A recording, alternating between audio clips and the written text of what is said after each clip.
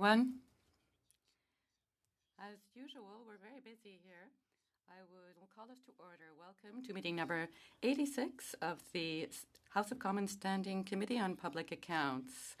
Pursuant to Standing Order 1083, the committee is meeting today to carry out its study on the Public Accounts of Canada 2023, referred to the committee on Tuesday, 24th of October 2023. Our witnesses, I'm looking for agreement, which I think I've received informally, but just want to make it formal here in front of the committee. I'll need UC on this. That is unanimous consent. It's to run the hearing until approximately 10 minutes before we actually have to vote, to give members a time to get to the chamber or vote remotely. You've all noticed that I have added time to the tail end of this meeting, so the more we scrunch the vote time and get back here quickly, the less time I'll keep you at the back end. We have a very good set of witnesses here today, and I do want to give them time to answer all questions from members. So could I have consent, please, to once the bells ring at approximately 11:15, we go for about 20 minutes, ending 10 minutes before the vote begins. Very good. I hear no dissent on it. That is passed and approved. So let me begin now by introducing our witnesses. From the Office of the Auditor General, Karen Hogan, Auditor General, Sana Garda, Principal, Etienne Matt, Principal, the Treasury Board Secretariat, Roche Huppé, Controller General of Canada, Blair Kennedy, Senior Director, Government Accounting Policy and Reporting, Financial Management Sector, Diane Pericini, Executive Director, Government Accounting Policy and Reporting, Financial Management Sector, and from the Department of Finance, Chris Forbes, Deputy Minister, Evelyn Dancy, Assistant Deputy Minister, Fiscal Policy Branch. Of course, you all have, all departments have an opportunity for a 5-minute opening. I believe, Ms. Hogan, you are you're the only one going to make an opening, so we turn the floor to you for 5 minutes. You certainly can. And Mr. Huppé will as well. I'm glad I raised that because I just wanted to make sure my notes were, or my information was correct. So there'll be 2 opening statements. But Ms. Hogan, we'll start with you for 5 minutes, please. Monsieur le Président, Mr. Chair, thank you for this opportunity to discuss the results of our audit of the Government of Canada's consolidated financial statements for the fiscal year ending 31 March 2023. I would like to acknowledge that this hearing is taking place on the traditional unceded territory of the Algonquin and Anishinaabe people. With me today are Sana Garda and Etienne Matt, financial audit principals, who are both working on auditing the statements. The consolidated financial statements provide an overview of the government's financial position and performance. These documents are an important source of information for Parliament and Canadians that can be used to hold the government accountable for its management of public funds. This yearly financial audit is the largest that my office conducts. It involves the work of almost all of our 260 financial auditors. This audit promotes transparency and supports continuous improvement in the stewardship of public resources. Our auditor's report starts on page 56 of Volume 1 of the Public Accounts of Canada 2023. We issued an unmodified or clean audit opinion on the consolidated financial statements. In other words, we found the financial statements to be credible and prepared in accordance with generally accepted accounting principles for the public sector. Parliament can rely on the information presented in these statements. Of note this year, the auditor's report is longer, as it is now required to include key audit matters. These are matters of significant importance to our audit, such as tax revenues and pensions. Their disclosure is important to help readers such as the members of this committee, understand our work. As we've done every year since 2016, we have also provided a commentary report that highlights matters of importance coming out of all the federal financial audits that we completed. Draws attention again to a significant uncertainty about the continued operations of the Trans Mountain Corporation. The uncertainty relates to the corporation's ability to fund the remaining construction costs of the Trans Mountain expansion project and to continue repaying its existing debt. The corporation reported this uncertainty in its financial statements. The commentary also reiterates our concerns about the government's process for identifying and recovering overpayments or payments made to ineligible recipients of COVID-19 benefits. Where the government identified amounts that should be recovered, it has properly recorded them in the financial statements. However, the government stated that it has not determined the cumulative value of overpayments and that it expects post-payment verification activities will take several years to complete. The commentary also includes an observation on the government's adoption of a new accounting standard that requires it to record liabilities related to the future retirement of tangible capital assets, such as buildings, equipment, and vehicles. Our audit noted that some federal organizations relied on poor or incomplete data to calculate the retirement cost of assets, and that a lack of centralized guidance led to duplication of efforts and inconsistencies. These weaknesses highlighted the need to improve how they estimate these long-term liabilities. The commentary also notes a weakness in controls over the access to key government IT systems, such as the ones that store and process data related to payments. Certain users had access to systems and databases that they did not need to fulfill their duties. While we did not come across any inappropriate changes made to data or data breaches, this weakness opens a door to potential wrongdoing. Lastly, this year's commentary once again contains observations about pay administration and national defense's inventory. These are recurring issues that we continue to monitor. Mr. Chair, we appreciate the ongoing collaboration of senior officials and staff of the many departments, agencies, and Crown corporations involved in preparing the government's financial statements. This concludes my opening remarks. We would be pleased to answer the committee's questions. Thank you. Thank you very much. And now over to you, Mr. Upin. Thank you very much, Mr. Chair. Je suis heureux d'avoir la possibilité. Thank you for this opportunity to share a few observations with the House of Commons Standing Committee on Public Accounts. A wonderful job at it, Mr. Chair. I would like to thank the financial management community of the Government of Canada, the Department of Finance, and the Receiver General of Canada, and the Office of the Auditor General for helping prepare the public accounts. Mr. Chair, the government is committed to being open, transparent, and accountable to Canadians and parliamentarians. To that end, the public accounts are part of a series of reports that outline how the government spent the money it requested from Parliament and how it generated revenues. The public accounts include the government's audited consolidated financial statements and other detailed financial information for the fiscal year ending March 31st. En rendant compte de la façon dont l'argent est By reporting on how taxpayers' money has been spent, the public accounts provide parliamentarians with the information they need to understand and assess the government's financial position and operations and to carry out effective oversight.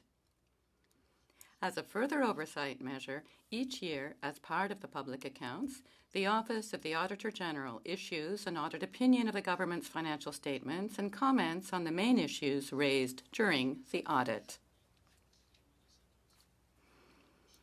With regard to the recently tabled Public Accounts 2023, the Auditor General has expressed an unmodified or unqualified audit opinion on the government's consolidated financial statements. For the 25th consecutive year, we have received such an opinion from the Office of the Auditor General, signifying that the financial statements have been presented fairly in accordance with accounting principles. And Chair, I wish to emphasize that this is a testament to the high quality of Canada's financial reporting and the work of my colleagues in the public service. The highlights in this year's consolidated financial statements. Total revenues amounted to $447.8 billion in 2023, which represents an increase of $34.5 billion, or 8.4% from 2022. Total expenses amounted to $483.1 billion in 2023, which is down $20.5 billion, or 4.1% from 2022. One of the key reasons for the decrease in spending is related to the wind down of temporary COVID support measures. Pour l'exercice qui s'est terminé le 31 mars. For the fiscal year ending March 31st, 2023, the government adopted 2 new accounting standards issued by the Public Sector Accounting Standards Board relating to asset retirement obligations and financial instruments.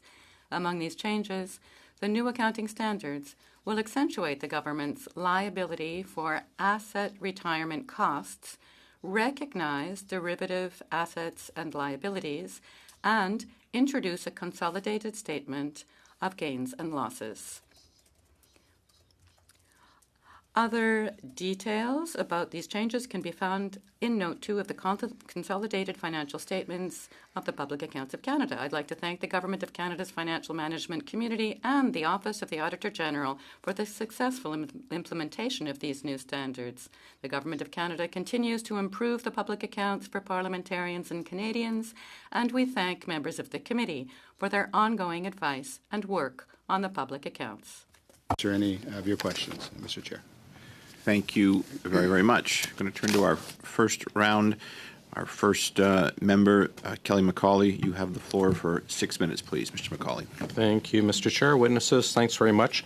Mr. Forbes, congratulations on your appointment. Welcome back to Finance. You have a phenomenal reputation. I've heard from many people how lucky we are to have you back on Finance. I'm going to clip this. This is going to be the first time in 8 years I've been nice to a committee witness. No, I just sincerely congratulations, and it's very good to have you aboard Finance. Just want to start with you, please, Mr. Forbes. The public accounts, we used to show net in the year how much was collected in the carbon taxes, how much was actually paid in rebates to people, and how much went to other uses. Because the payment dates have changed, we don't actually have net numbers in the public accounts. Are you able to provide us for the backstop provinces? I can, thanks for the question. I can certainly provide you what I have, what I know, and I'll maybe ask my colleague Evelyn to answer if there's anything I get wrong, because that is possible.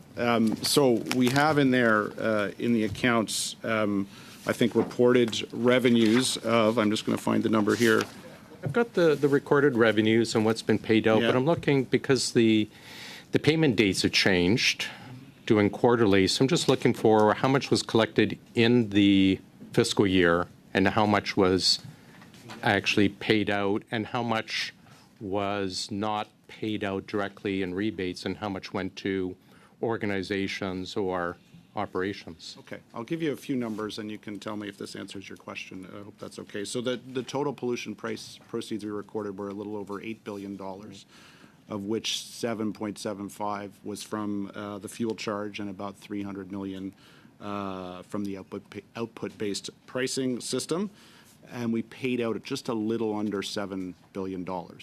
Do we know how much was paid out or kept for non-rebate? A couple of years ago it was listed, I think it was around 200 million was for operations, buildings, and other issues. Do you know how much was not directly rebated? Number would you in be front able of to provide it back to us? Absolutely. Wonderful. We can find that. I'm trying to look at, I think it's in volume 2, it's table 9.4, where it shows Crown Corps. It shows what I can read. It looks like the Bank of Canada lost $3.4 billion last year. Is that correct? I don't have the number, but that sounds, I know there was a loss in the $3 billion range. Could you just walk it through, like dumb it down for people like us? Can you, how we ended up with the Bank of Canada losing $3.4 billion? You know, the basics, and we'll walk you through I'll try to make it as simple as possible. You know, over the course of the pandemic, the bank bought a lot of Government of Canada bonds at the interest rates that were prevailing at the time. And if you take those interest rates now, they're much lower than the interest rates the bank is paying on settlements on balance. And so the gap between those two is effectively what's driving the losses. Do we know what the forecast loss will be this year? I know it's June 30th. I think they're up to $3.5 billion already. I'll ask Evelyn can answer that. Yep, so as of the fall economic statement that we tabled on Tuesday, our forecast in year for this fiscal year is 3.9. 3.9. So we lose money on pipelines. We lose money running a bank. Maybe we should get Loblaws to run it for us, and they can actually provide a profit.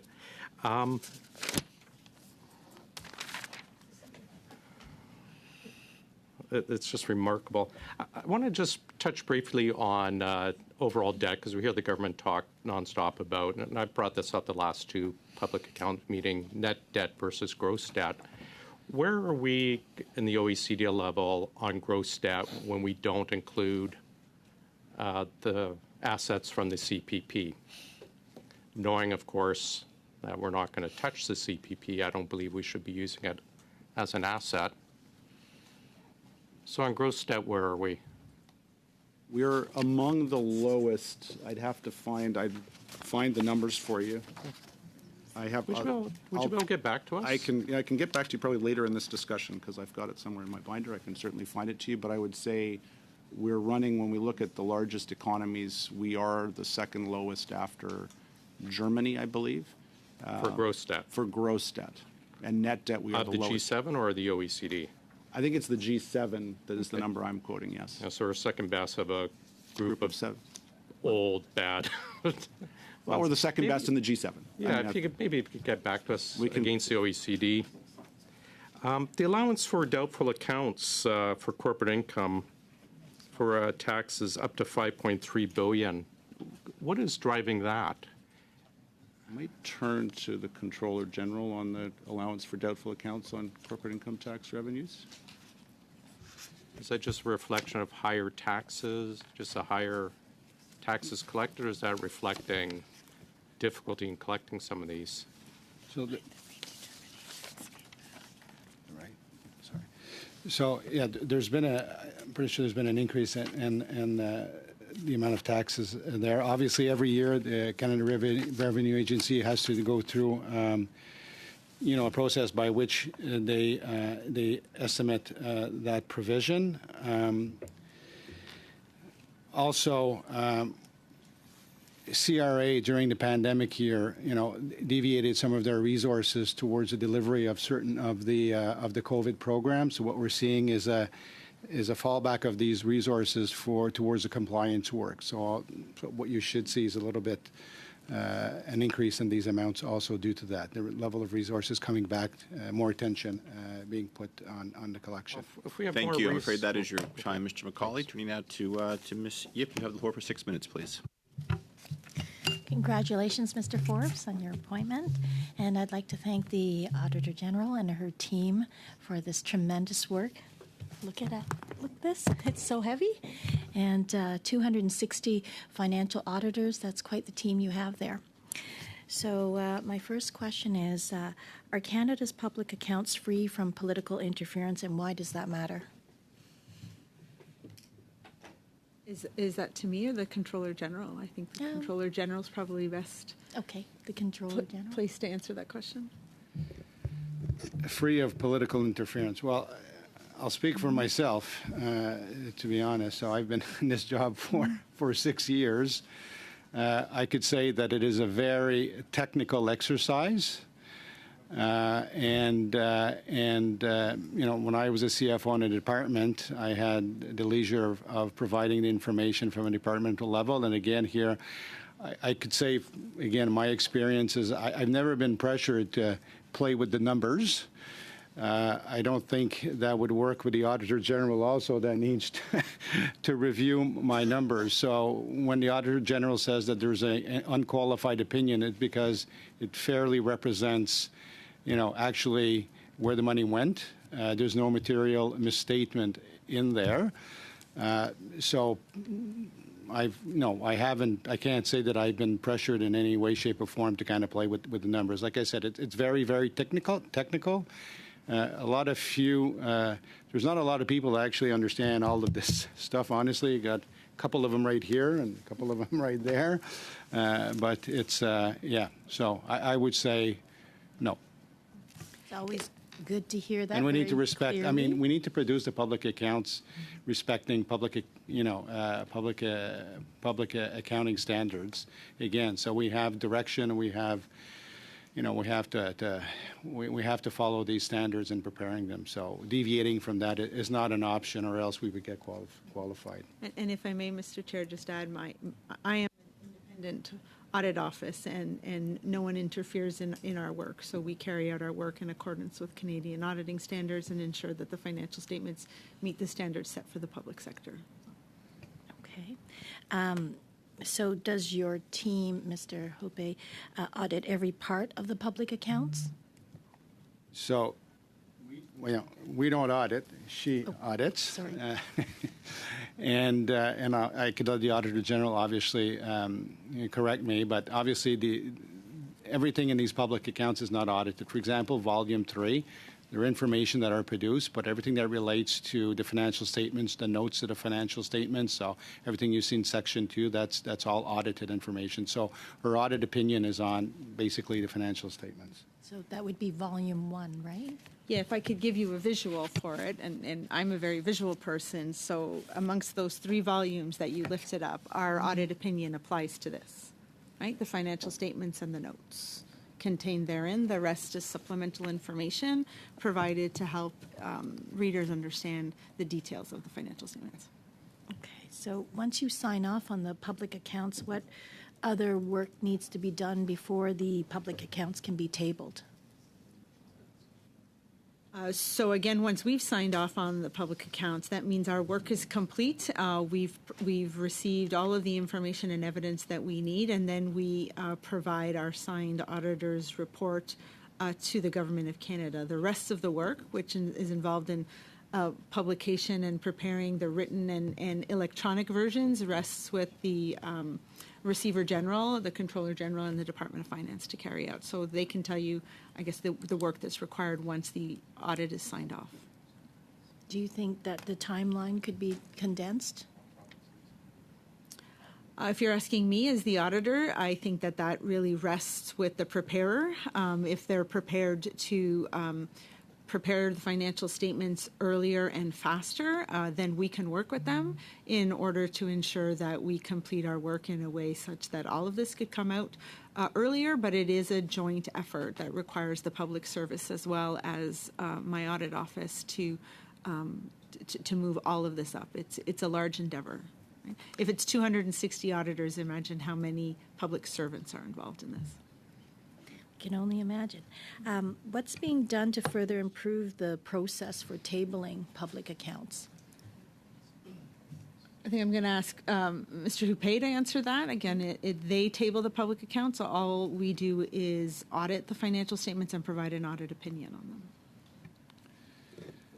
So yeah, as the Auditor General said, there's a series of steps that need to be taken. For example, the preparation of what we call the HTML version for the electronic piece. It needs to be accessible. So what we're trying to do, maybe I should point out, this committee 2 years ago gave us a recommendation in a report to produce the public accounts or table them by October 15th. I owe you an answer by December 31st to that. You will note that I highly welcome that recommendation, and I highly believe that we could produce the public accounts by October 15th. We need to make sure that we do it intelligently. We need to make sure that, we iron out the details that we need to make sure the process is straightforward, and we need to make sure that everyone implicated understands that the October 15th will be the date that we will be shooting for tabling. But I believe that unless there's an exceptional circumstance, like an election, for example, pandemic, something of that nature, then I believe that we could be ready to table as recommended by the committee. Thank you very much, and that is your time. Maintenant, c'est Madame Sécla Desgagnés. And now, Ms. Sécla Desgagnés, you have 6 minutes, madam. Thank you, Chair, and welcome to all our witnesses. In particular, the first time we've seen Mr. Forbes from the Public Accounts Committee. Thank you to the Auditor General for your work on this document.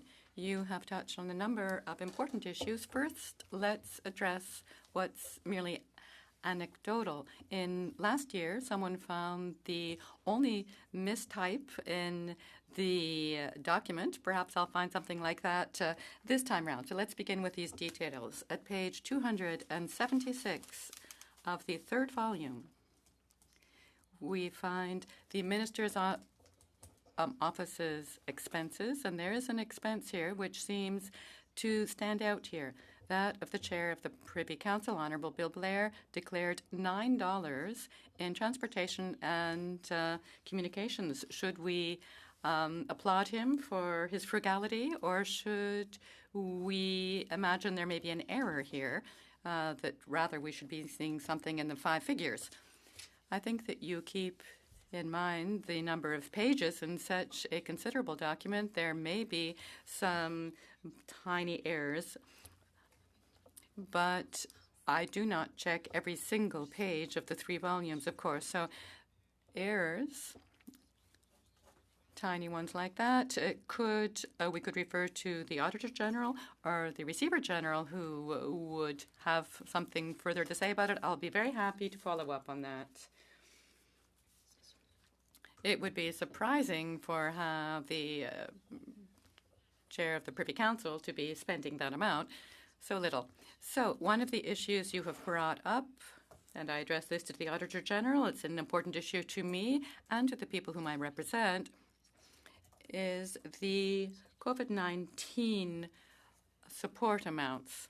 You mentioned it in your opening remarks and in your comments here, and you mentioned that one of the most important things here is that the government should do everything it can to go and claw back the excess amounts. We learned this week that the Canada Revenue Agency has announced that it will not carry out the necessary checks for at least 24,000 cases that had been earmarked that might have been overpaid. Do you maintain that it is important, as you say here, to claw back these amounts to ensure that the budget be better balanced, or do you think differently at this point? I did read the short report that was produced by CRA earlier this week, and I focused on the comments related to our work on our performance study about these amounts. I agree that the amounts may be somewhat disappointing. CRA mentioned that they have audited 53% of the companies, the businesses that they had identified. But looking into the details, only 4% of them were audited using payment audits. The others were audits prior to payment. So if you remember my report, my recommendations were truly focused on the fact that this was not rigorous enough, not enough work had been done in examining at the post-payment level, and I still maintain this opinion. I'm very concerned by the fact that the government is using a standard approach, what you would usually do in a situation that's not at all standard, and they should carry out far more post-payment verifications to ensure that the amounts that were paid out to businesses or to taxpayers who were not eligible for these, occurred and should be clawed back. Very interesting, Auditor General. Let me now speak to the Deputy Minister, Department of Finance, because he is the one who examines these portfolios in detail. Considering the billions that may have been overpaid to individuals, and keep in mind that the business accounts, business support accounts during COVID, which were used to help the great number of businesses that thought they would go under, you'd say, look, this is imbalanced. We're not going to claw back what was an overpayment, but yet we're quite happy to reimburse loans or demand reimbursement of loans before companies are able to do this. Have you studied this matter, this imbalance? Thank you for the question.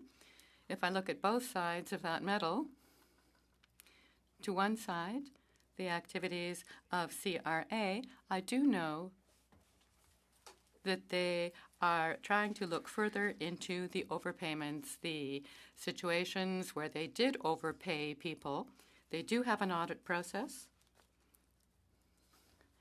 and they're trying to make good use of it. Yes, but we've just heard now that this was a standard process. This is a standard process, and as I say, this is not a, typical standard situation. These were amounts paid out during COVID, and they're overpayments, and one would expect that the CRA carry out audits that are appropriate to this non-standard situation. We know that in some cases these were outright frauds. People have defrauded our government. So why at the Department of Finance aren't we saying, look, let's put extra effort on this rather than saying, we'll just turn down this report of 5%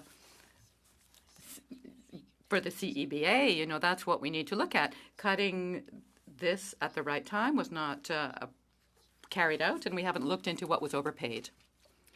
I can't speak for the Department of Finance or to the cases they're following up on, but I'm sure that they're applying an overall risk approach about the overpayments and perhaps the underpayments of taxes, for example. And they do have a team at the Auditor's Office that is making decisions about which cases they will examine in depth with a view to fraud or overpayment. So I am ready to bow to their level of expertise. I'm sure they're choosing to focus on the most important cases. Thank you very much. Now we shall hear from Mr. Desjardins. Thank you, Mr. Chair, and thank you to the witnesses for being present here today. I also want to congratulate Mr. Forbes on his new role, and I look forward to our continued work, and I hope to see you again in our committee. I'd like to turn to, in particular, Section 1 of the financial statements and the analysis on page 15.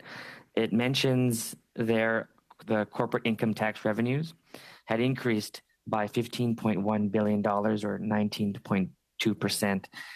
And we've seen that the $15.1 billion increase in corporate tax revenues it looks substantially larger from the former fiscal year, from 2022 to this current the period to which this audited statement comes from, which is ending in earlier this year, 2023.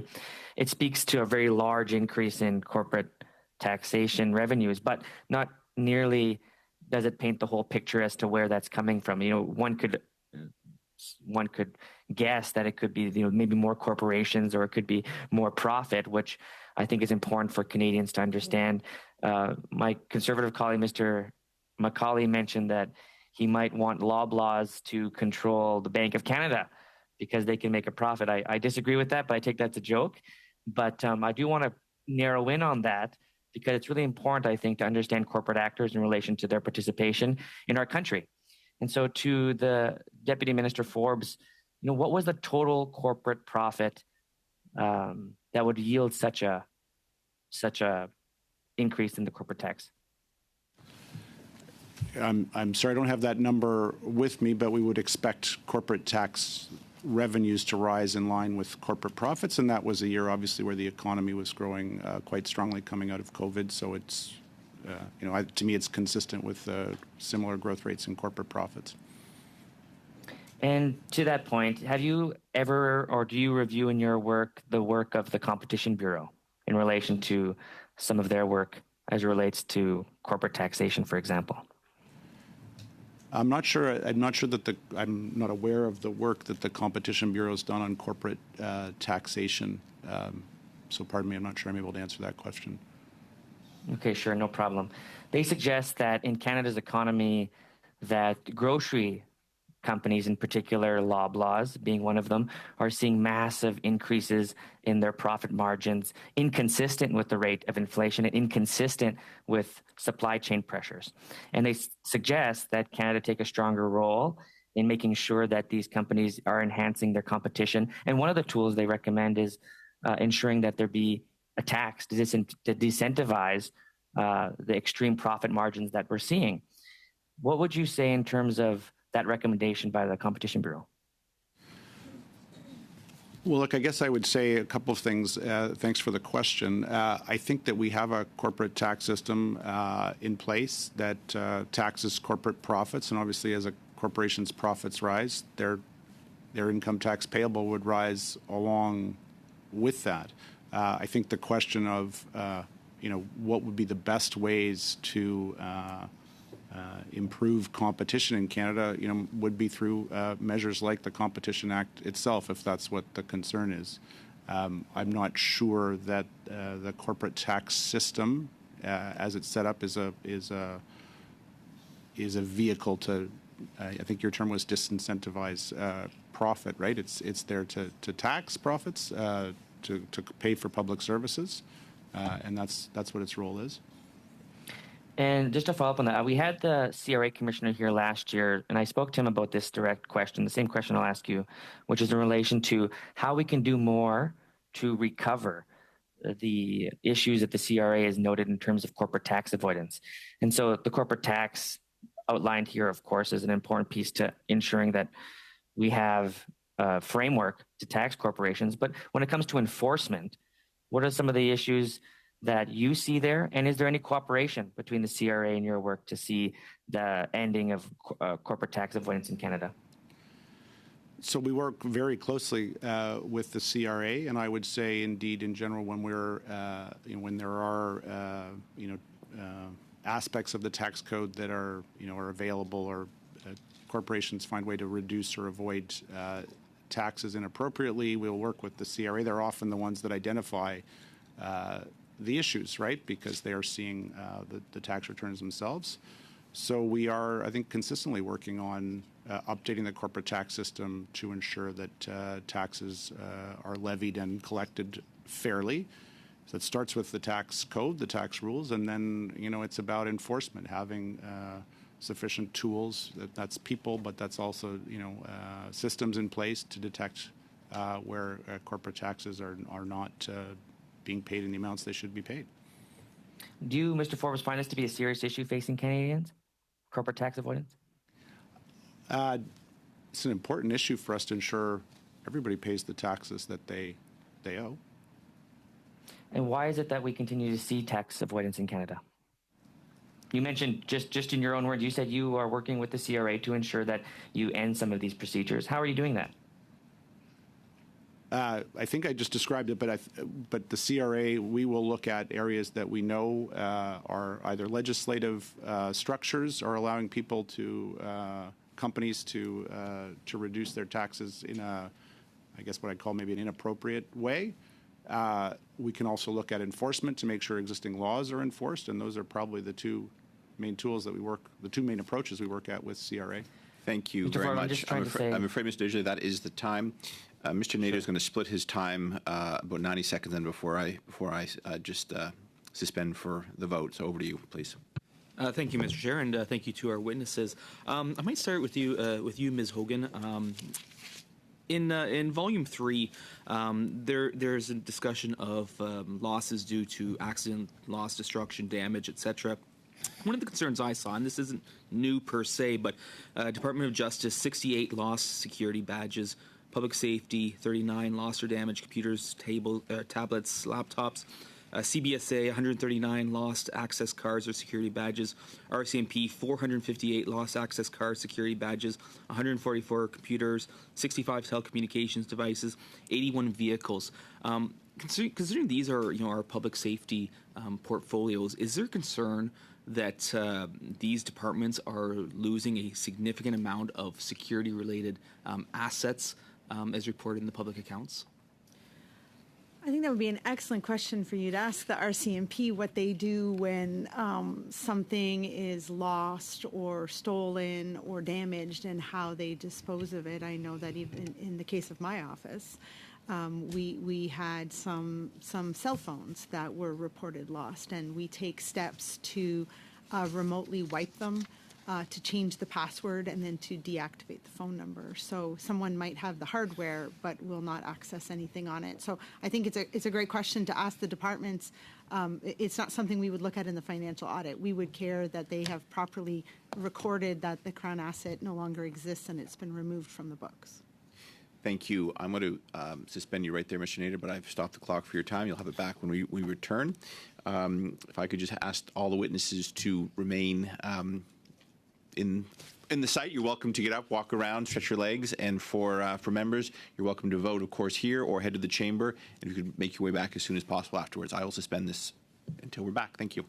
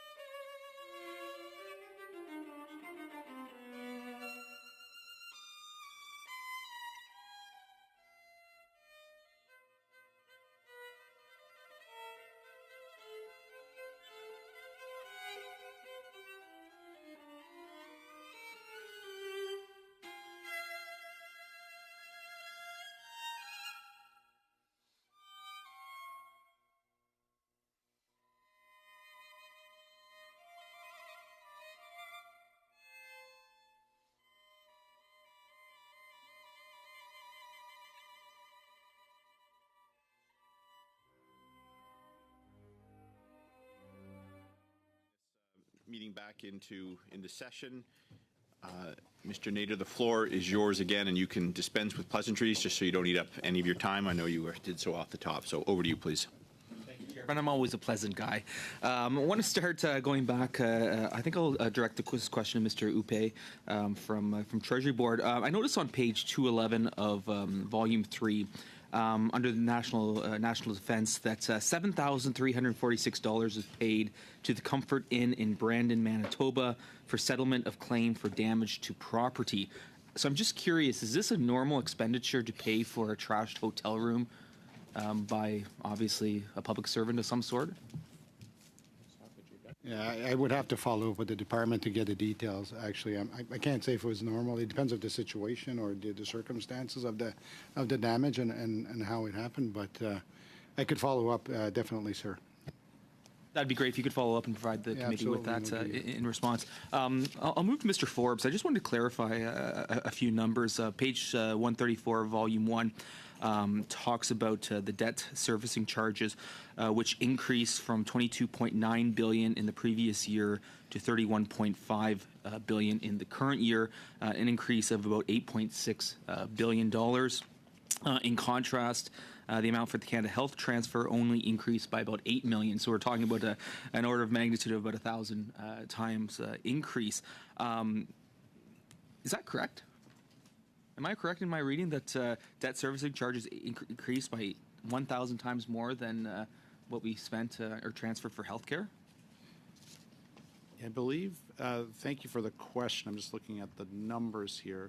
I believe the healthcare transfers overall went up a bit more than that. I think there was a one-time top-up, but I'll have to confirm that in our numbers. But you have the right reported.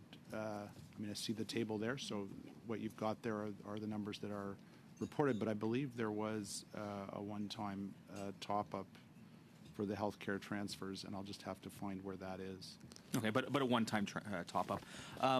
Back to Treasury Board. The past fiscal year, we saw 11 workdays lost due to the PSAC strike. Would you be able to comment on how much money was saved from those 11 days?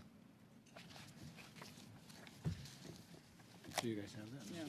Yeah, we don't have that number offhand, but again, we trying to come up with our colleagues at the Chief Human Resources Officer and see if they have some kind of estimation of based on average salaries and That'd be helpful. Going back to finance, we're aware that the Minister of Finance said, I quote, "I am right now an MP for downtown Toronto, and a fact that still shocks my dad is that I don't actually own a car." On page 211, Volume 2 of the Public Accounts, it says that the minister was provided with a $90,400 salary for motor allowance. Would that be to drive her around in, the $90,000? Would that be to provide her someone to drive her around? The minister would have a driver when she's here in Ottawa, yes. And so then, in addition, the $140,000 for travel expenditures, $147,000 for travel expenses and MP, it's all for driving her around. So the fact that she doesn't own a car is really kind of irrelevant when she has public funds to drive her around. Well, when she's in Ottawa doing official business, yes, she would have a driver like most cabinet ministers. That is your time, Mr. Nader. Turning now to Ms. Bradford. You have the floor for 5 minutes, please. Thank you, Mr. Chair, and thank you to all our witnesses today. I understand that we might be seeing you again really soon, so if we don't get through all our questions today, I guess we're going to have another chance. But anyway, so I did just have a couple of questions today for you. Can you explain, and I think this is probably for you, Ms. Hogan, can you please explain what the term lapse represents and how much was lapsed in 2022-2023? Again, I think that's a great question to ask the Controller General to talk about what lapse means. But it usually is, as he searches for the actual number, it's usually what they don't spend based on what a department doesn't spend based on what it's given in its annual budget. But I'll let him provide you a more accurate. So underspending of an allocation then. Mm-hmm. Well, exactly. So you get a budget, voted authorities that we call. Any amount that's left that's not spent will become a lapsed amount. The amount of the lapse last fiscal year was $54.2 billion. So does that carry forward automatically then into the next fiscal? So departments no, it doesn't get all automatically carried forward. So what happens is that in the world of unspent funds, there's different things that you may ask for. So first of all, every department under what they call their operation vote is allowed to carry forward up to 5%. And what we call their capital vote, they're allowed to carry forward up to 20%. And then for very specific, say you got a major project that you're leading, your spend shifts. You may ask our colleagues here at Department of Finance for authorities what we call a reprofile. So bringing that money for very specific purpose, moving that money from one year to the other. But that needs specific approvals to do that. So there's no automatic, I haven't spent it, therefore I'll be able to put it on top of my budget the following year. Okay, so another question, and I'm not sure who's up for this one, but professional and special services is a broad category of spending. Can you break down what services fall under that reporting category? Who wants? She's pointing to you again, Mr. Hoop. So under volume 3, trying to find the page there, guys. You've got a list of actually all of the categories, and it varies from what they call business management, informatics services, engineering type services. We've got health services. So there's a series of about 10 or 11 or 12 there that's broken down and tells you the types of different professional services that we utilize and how much we spent on it. So that's the very detailed table in volume 3 around page 174. So would that include IT services as well, Yeah. or is that all in-house? That would be No. IT. Well, it doesn't include our in-house employees that Right. work in IT. It includes the outsourced.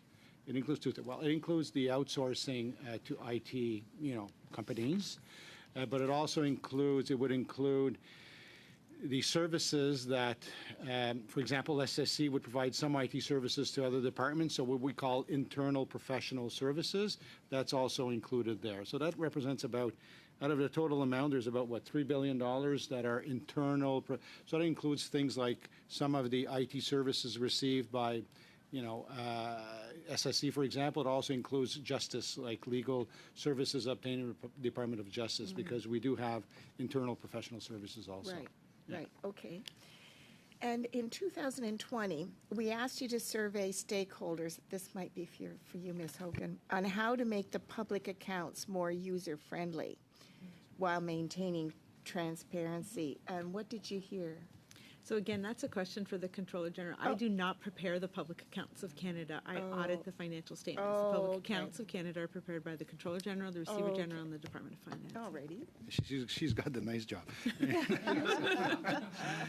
So yes, this committee did actually, in your report, ask us to do that, and we did. So we launched a consultation exercise. Internal, external stakeholders were surveyed. So we have identified. So we looked at things. What we looked at is how could we streamline, right? And there's stuff in the public accounts that have been there since, requirements since 1950, for example. So are they still valid or not? And is there a duplication of certain of that information that already appears under, departmental websites or whatever it is? What we're trying to do is find ways to streamline, have the right information and the useful information. So we do have a way forward out of these consultation, and in order to make maybe more user friendly, but also have the right information in there. So we're going to welcome the implication of this committee to make, again, on our proposals to go forward with different changes that we would like to see happen. And we look forward to receiving that to review it. That is your time, I'm afraid. Madame Sinclair Desgagnés, vous avez la parole pour 2 minutes 30 secondes, s'il vous plaît. Ms. Sinclair Desgagnés, you have 2.5 minutes. Thank you, Chair. I would like to pick up on exactly what we were on earlier, given that we do have Mr. Forbes here with us today as our Deputy Minister. Let us consider the CEBAs, the assistance funds for enterprises during the pandemic. We did see a note this morning about what it would cost for 1 year to carry forward that CEBA. Have you analyzed the costs and the benefits, possibly, of doing that? Thank you for the question. We've carried out a number of analyses about the deadlines for repayment of those loans. Could you provide us with that? I will certainly look to see if there's anything we can share with you. Very well. And from memory, do you remember the type of analysis that was carried out and what potential impacts were taken into account? For example, the potential bankruptcies of businesses unable to obtain loans from financial institutions, but having to reimburse to the government, having $60,000 to reimburse with a 5% interest rate to the government within 3 years, for example. These businesses are thinking very seriously of just closing down. According to the Canadian Federation for Independent Business, this would be 200,000 businesses in this position at present. So these potential bankruptcies, have these been taken into account, the effect on the job market, lost jobs, suppliers, the overall effect this would have on the economy? So many bankruptcies, even if it wouldn't be 200,000, even if just 1% of that would be 2,000. That would be quite a problem in and of itself. So has all this been taken into account by the Department of Finance? I don't have any figures forecasting bankruptcies that would be linked to the end of the CEBA programming. This was a COVID-related support program, so of course it makes sense that it would come to an end. COVID has come to an end. We've gotten through that. Yes, it is indeed over, COVID. So it would make sense that this programming for COVID also come to an end. $60,000, $40,000, is this what makes for a bankruptcy for most of these companies? I don't have the figures. It would be important to have such figures, even though the pandemic is indeed over. The impact of the pandemic in the current economy of Canada with inflation and so on, the impacts are still there, where it's not just about the illness itself, it's about the economic impact of COVID, and that's not over. And businesses are still struggling to crawl back to where they were prior to COVID. Has this been taken into account, the current economic context? Well, the GDP currently is higher than it was prior to COVID, and the employment level as well has rebounded since the pandemic. So I think that economic growth has recovered and is actually out ahead beyond where it was before the pandemic. Thank you very much, Mr. Chair. I'd like to now turn to the Auditor General. I was quite concerned that you found deficiencies over key government IT systems, and I know this is something that I think some previous audits had touched on a bit, but I was pleased to see this in your report here because I'm concerned about it, in particular the pattern that we're seeing continuing to grow. To quote from the commentary provided on the audit, you mentioned, quote, "We found deficiencies in controls over access to key systems that store and process data related to payments, receipts, and accounting records. This increases the risk of fraud or other wrongdoing," end quote.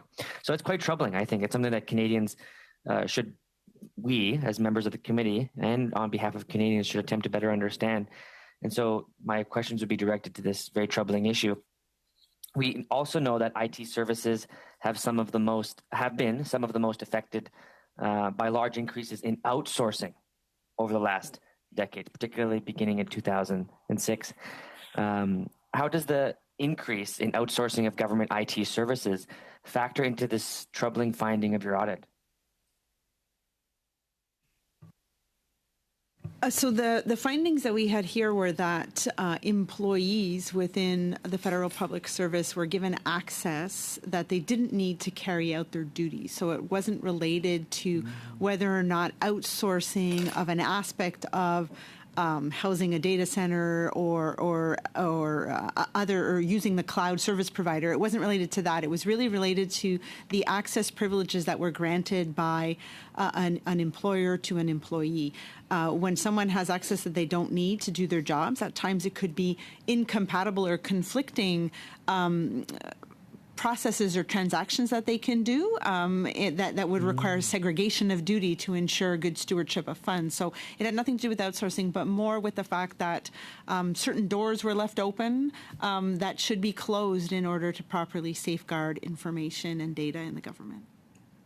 And did you find instances of fraud or wrongdoing in this regard? When we found that there were weaknesses in these access controls that actually caused us to change our audit approach, we felt that we couldn't rely on a lot of the IT-dependent controls, and we had to do different procedures. But we also carried out extra work to, and we found that nothing came to our attention in the extra work we did to see that data had been changed inappropriately or that there was a data breach. But it's important for the government to deal with these issues and make sure that employees only have the access they need to do their job. And thank you. I'm afraid that's your time, Mr. Desjardins. Turning to Mr. McCauley, you have the floor for 5 minutes, please. Thanks, Mr. Chair. Mr. Forbes, question for you just regarding the carbon tax carve-out in elected provinces. There's going to be a fair amount of reduced carbon tax taken in because of the home heating exemption. Is that going to lead to a correlating drop in the rebates in those provinces? I mean, the carbon, the pollution pricing, fuel charge, I guess, revenues, we link those to the climate action incentive payments. So, yes, that would be corresponding. So there will be a corresponding drop? We offset, asked yeah. Finance when the fall economic statement came out, and they weren't sure. Has the policy been set yet? Well, it's the way the fuel charge proceeds work would be that So there we will be take a those direct- into a pot, and that pot gets reallocated back out through largely through the climate action incentive payments. Perfect. Thanks. Mr. Houpé, Ms. Bradford brought up the lapse spending. It's doubled since 2015. What does it tell you when one out of every $9 of money granted or authorized by the Parliament is being lapsed? Is it just poor planning asking or poor planning on follow-through? Well, thank you for the question. And so what I would say is that, and I've been a CFO for many years. What you do try to do when you run a budget in a department is that you try to lapse as less as possible, to be fair. So sound financial management, you're trying to... But the question specifically, like, it's doubled Yeah. in the 8 years, and So, and there could be... 11% is being lapsed. Like, Yeah. is that just, are they poor planning asking too much? So, Or are we authorizing stuff and they have no ability to deliver and our priorities being and missed? so I when you have a lapse, you need to take a look at the reason for the lapse. So every lapse of every department should be unbundled to take a look at what's the reason. So we had an increase in the lapse this year quite, substantively. And one of the reason is the timing of the payment for, one of the key Indigenous settlement that happened with the Department of ISK. Also, there was some lapse funding as related to COVID spending, which kind of winded down. So, and then what we see, a lot of lapse, usually we have, departments that are in a business of maybe like Infrastructure Canada, whereby they deal with a lot of huge projects. So again, the timing of the spend Right, sometimes moves. They were dealing But it's with about those planning. 2 years I'm not ago and disputing it. 3 Yeah, years ago. It's about so- planning, yeah. And we have more, it's about, and we have, the spend went up, but it's about planning. I don't disagree with you. Okay. Yeah. Contingent liabilities have also doubled since Yes. 2015. What is driving it? I assume it's First Nations settlements. But are we expecting like more significant growth in this way? Do you have an idea go forward what we're looking at? Yeah, I can't. So it is. So you're absolutely right that most of the contingent liability are liabilities in relations to Indigenous type claims. So we've seen in the last few years a lot of these litigations, gets settled and negotiated.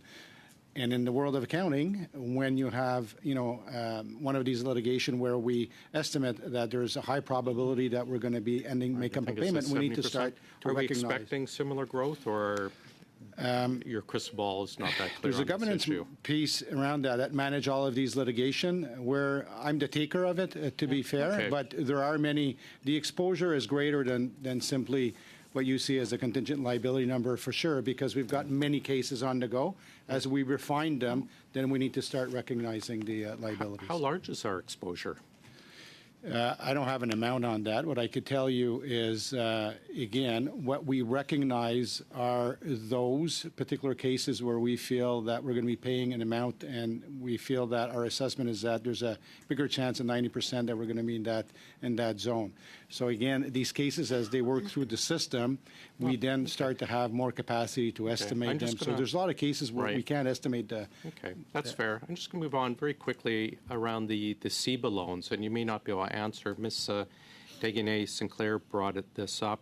Do you know if we're exposed to a larger potential write-off from any extensions or any changes that the government's made to the CEBA loan repayment? And I guess it's two-pronged. Are we... Actually, I'm going to stop you there, but you can answer that question. We're not going to have, I'm at my limit, but an answer, please. Okay.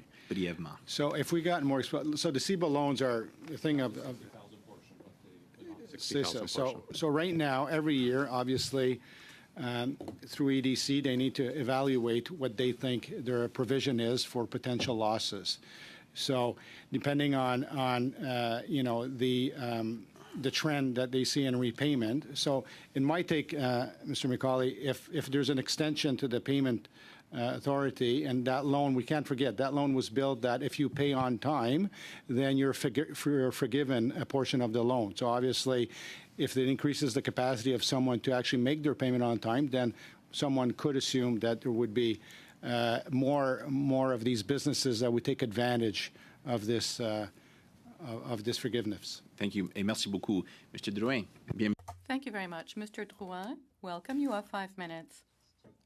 Witnesses, and I too will jump on the bandwagon and congratulating Mr. Forbes on becoming Deputy Minister. We miss you at AG, but that's okay, and I'm sure they're saying the same thing at Environment Canada, but congratulations.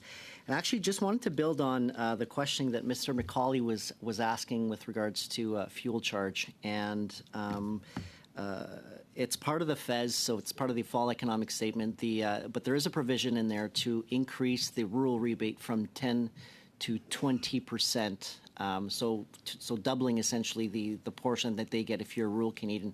So one could assume, while there may be a little bit less of revenues coming in because of the exemption on home heating oil, those rural Canadians will get a bigger bump because their portion went up from 10 to 20%. Is that a fair assumption to make? Or? Yeah, the top up for rural residents has been increased, and yes, so that would. It all comes from the same pot of revenues, but yes, the proportion that goes to rural residents would be higher. And how does finance adjust that? So knowing that now there's quarterly payments, but obviously revenues they come in, but they don't always come in, on a time basis. So you make an adjustment for the following year after if there's a difference. Yeah, we're effectively keeping a running account, if you will, of what's been collected and what is owed to the various proportions of the climate action incentive payments, and ensure that over time that we should be netting out and all that comes in should be going out. Okay, thank you so much. My question will be for the Auditor General with regards to, I think it's been raised on the with your report that has to do with IT and the modernization of the IT systems in the Government of Canada. Just a question on, and I've read your report, but I don't see the focus on procurement.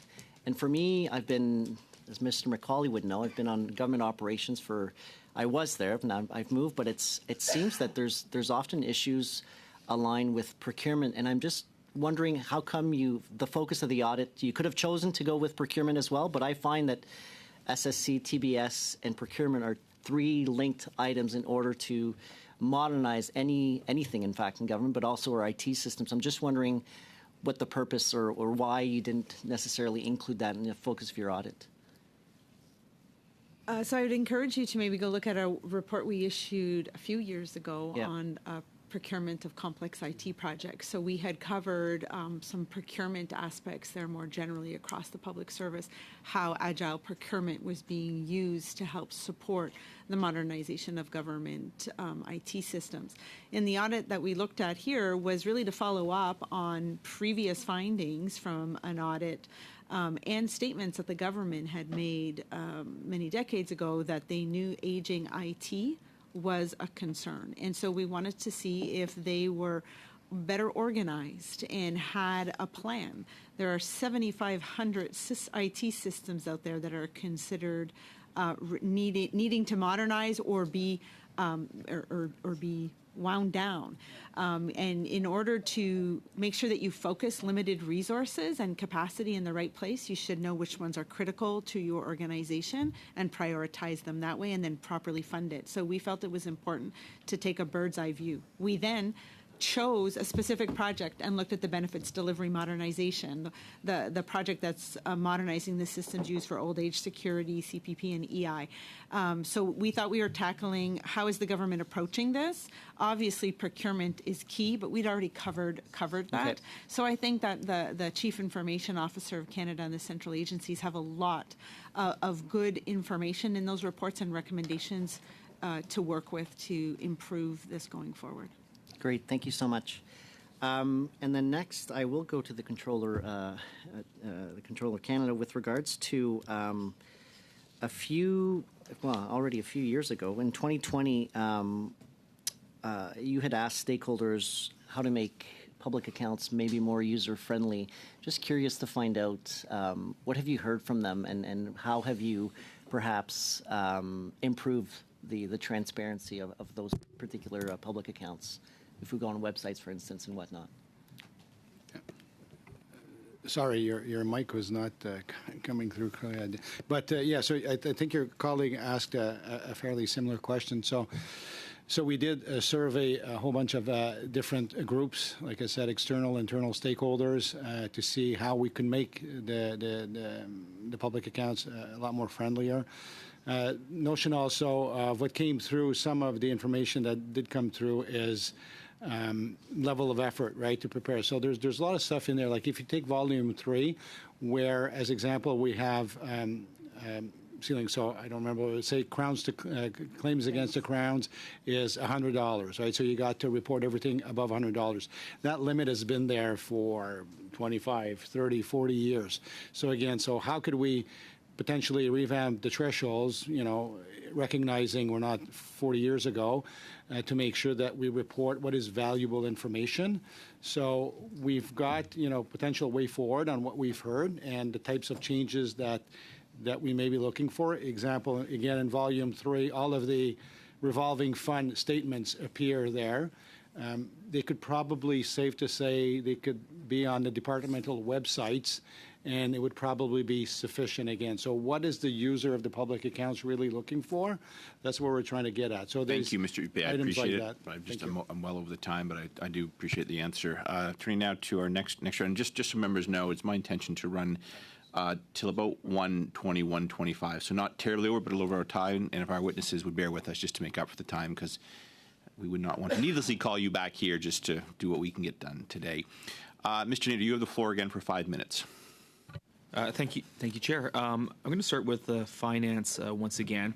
At page 325 of Volume 1, there's the section for Asian Infrastructure Investment Bank.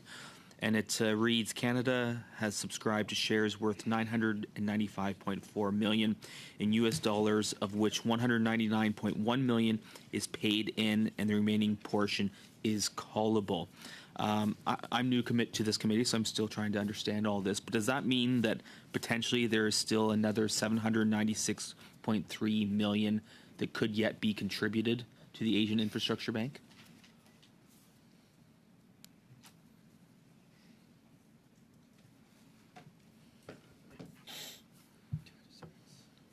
I think that is, I'd have to confirm the math there, but certainly there could be more that is callable, I think as you know, kind of stepped back from our participation in the Asian Investment Bank, Infrastructure Investment Bank. So I'd have to confirm what exactly is callable in the short term.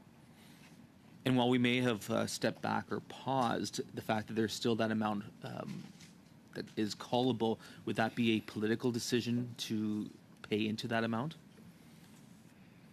It would be a government decision, like it would be a decision the government would take, yeah. And the $199.1 million that is currently paid in, is that sunk in there, or is there an avenue for finance or for the Government of Canada to withdraw that $199.1 million? I assume that there would be rules. I would have to confirm the rules of withdrawing our paid-in capital, but as it stands now, that would be capital that is in the bank. Thank you for that. Mr. Upe, in Volume 3, page 174, under Professional and Special Services, the Treasury Board Secretariat spent $33,617,080 on informatics services. Of that 33+ million, are you aware of whether any of that went to a company called GC Strategies?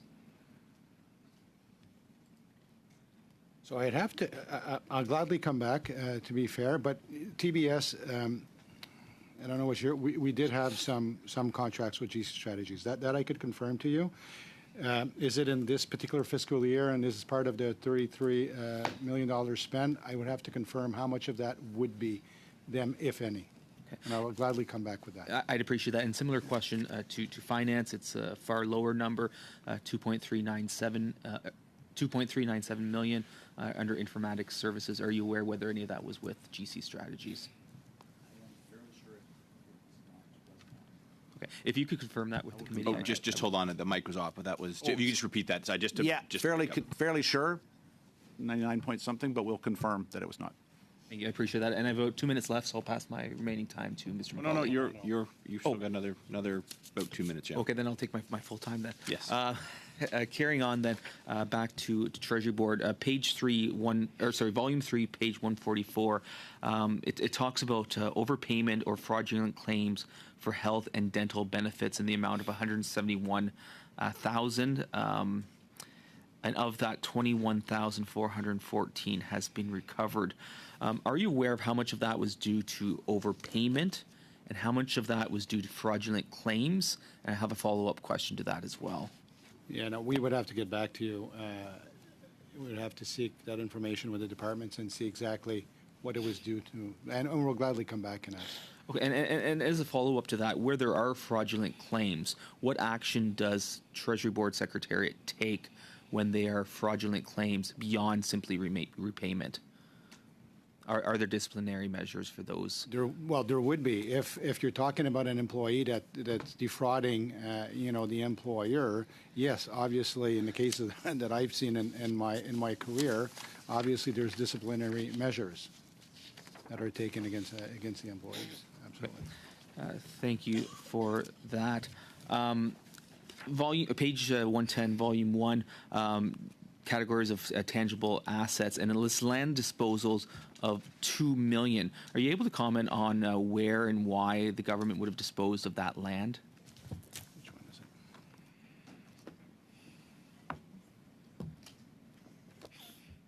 it? Again, sorry, we're going to have to follow up with respective departments and get you that information. Okay. I appreciate that. That's good. All right, very good. Ms. Shanahan, you have the floor for 5 minutes, please. Well, thank you very much, Chair. And I, too, would like to extend a welcome to Mr. Forbes. Welcome to this committee. So I have a question for you. It has long been a concern of this committee around deficits and the net debt to GDP ratio. We have seen that, of course, fluctuate over the years. In this year's public reports, the deficit was actually $17.5 billion lower than forecasted. So can you talk to us about how this has affected our deficit and where we stand in terms of net debt to GDP ratio amongst the G7? Sure. Thank you for the question. So our deficit last year did come in lower than what we had expected. A lot of that was the state of the economy, which brought in more tax revenues in particular than we'd thought, and I think that came up in a specific in one of the questions previously. So this does obviously mean that our debt accumulation was lower than had been anticipated, and so we do see a debt to GDP ratio that is lower than what we had projected certainly a year ago at this time. We remain, I think, as I was saying earlier, on a net debt to GDP ratio, the lowest in the G7. And even when we look at gross debt to GDP, as I was mentioning to Mr. McCauley, I think we're the second lowest in the G7 on that basis as well. So our debt figures are, by international standards, by G7 comparisons, I think quite positive. Thank you for that. And can you comment then on the direction of our fiscal policy, given those facts? Certainly, thanks for the question. So, we just published a fall economic statement, as you probably know, a couple of days ago, which laid out the fiscal track for an updated fiscal track for the current and next 5 fiscal years. In that, what you'll see is declining debt to GDP ratio over the period, over the next 5 to 6 years. The deficit target for the current year we've kept right on the budget line, so just slightly below at $40 billion, and commitment to get deficits to GDP below 1% again soon. So on a track where we're keeping the deficit on a downward track and debt to GDP on a downward track. Okay, well, that's certainly encouraging. Mr. Forbes, knowing that it had increased substantially, both the deficit and the net debt to GDP ratio over the last 4 or 5 years, is there anything that you would have done differently, given the environment at the time?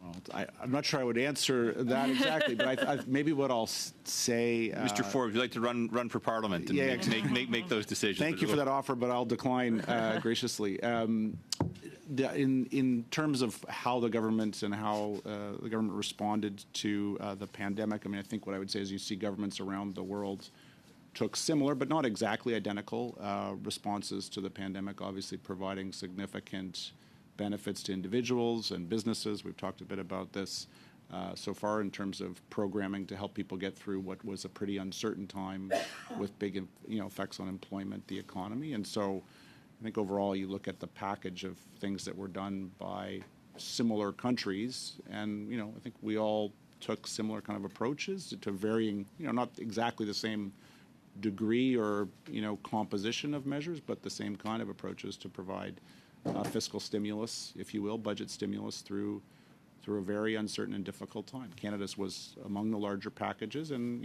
one of the things we've done is we've got through in pretty good economic health. Well, thank you for that answer. Last year, the public accounts was revised due to a court decision. Were there any large settlements to manage again this year? And I'm not sure. I think that's more for Mr. Huppé. Is it last year or the year before? Was it the year before? 2021, 2 years ago. Yeah. Absolutely.